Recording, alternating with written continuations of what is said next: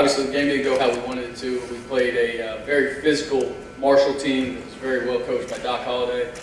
And it's the first time in a conference game this year where I felt like we got out physical and kind of manhandled around a little bit. Especially in the first half, I thought our defense came out and really answered the bell in the second half and finished the game like we've been on our defense to do.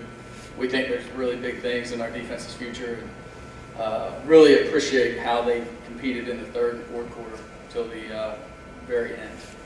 With that, I'll open up for any questions. Coach, what did without getting technical, but the officials' explanation of the slide, or no slide? Yeah, without getting technical, what they told me is he started his slide late. What I understood is if you're a quarterback giving yourself up, you're giving yourself up. So I'll have to get clarification on that. But that's what I was told. What's Giovanni's status right now? In terms of Health. Yeah, so they obviously he left the game, and I don't have an update post game yet.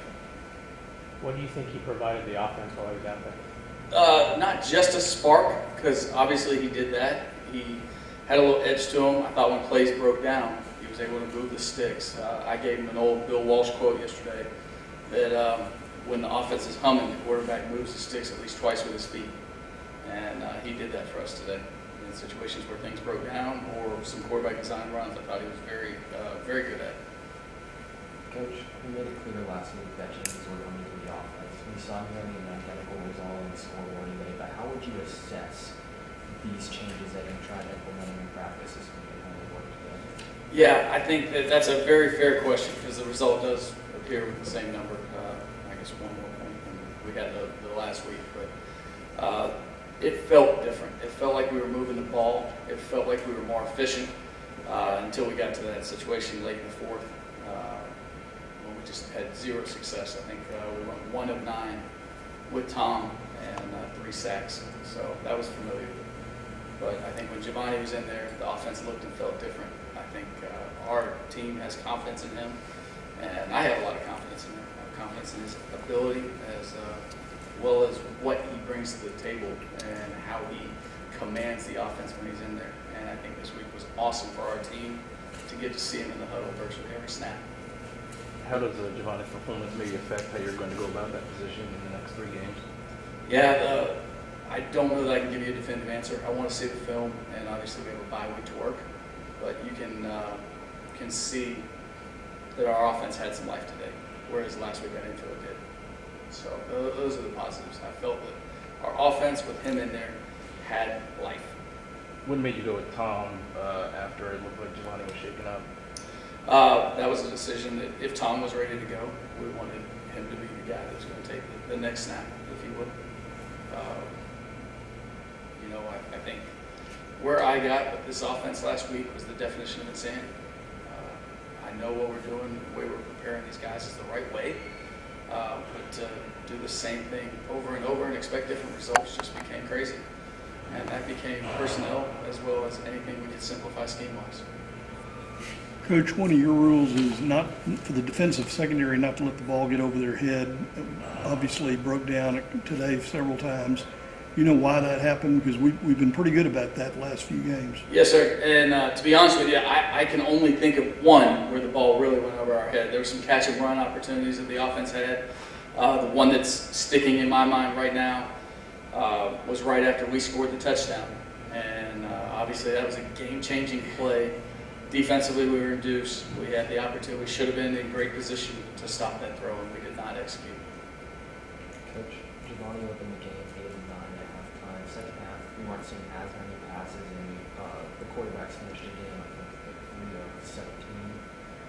What was changing with the Marshall secondary in the second half? What was the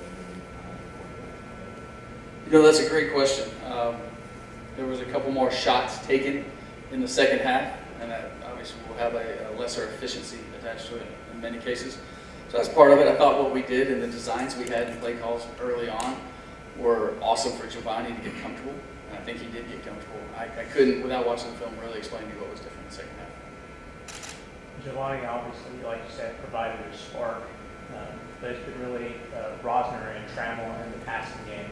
If anything else on the horizon in terms of other players that can come help out and provide more of that push? Gosh, we hope so.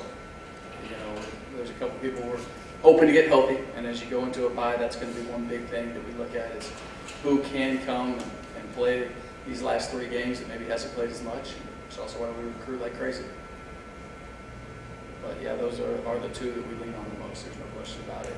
And Tram did everything he could to help us today. He tried to make plays, whether it was in the return game, or even if you remember the one in the first half on the touchdown drive where Jordan Myers caught the screen.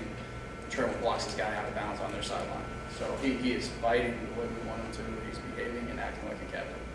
And then you talked about getting guys healthy. This is really Juma's first game of extended playing time after getting back. Led the team 66 rushing yards. What did you see from him? Yeah, I thought he had some really good carries where he got loose. I know he had one that was 14, 15 yards, and it looked like Juma again, you know, where he got the ball and made things happen. Even when he played last week, you know, I think we are progressively getting him better and better week by week as he's coming back. Because last week there was a time he got tackled by a safety, and I talked about it. Like, the expectation is that he won't get tackled by both legs by safeties, and today I think he made people miss and ran through some tackles like we expect. Coach, another week and there's still a 0 in the win column, but do you ever try to motivate your team looking at Baylor's number 12 in the nation right now and the team that you just were 1 possession away from tying at the end of the game? Do you ever use that as a reference to show what this team's truly capable of in your team? You know, I think we've talked a lot about the great teams that we played early in the schedule and understanding that when we fought them toe-to-toe, that should count for something because even Wake Forest is pretty outstanding football team. And so, yeah, we talk about those things. The bottom line for us is I really want them living in 1 week increments right now. I want them to worry about the things we can control.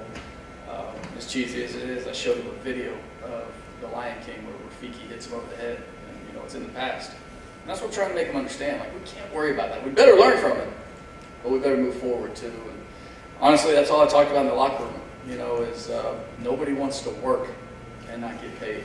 And there's a lot of people putting in a lot of work around here, and we're not feeling the rewards right now. And I just need these guys to realize where we were, where we are, and where we're going, and never to quit working for it, to understand that it's going to be worth it. And it's still going to take a lot of work from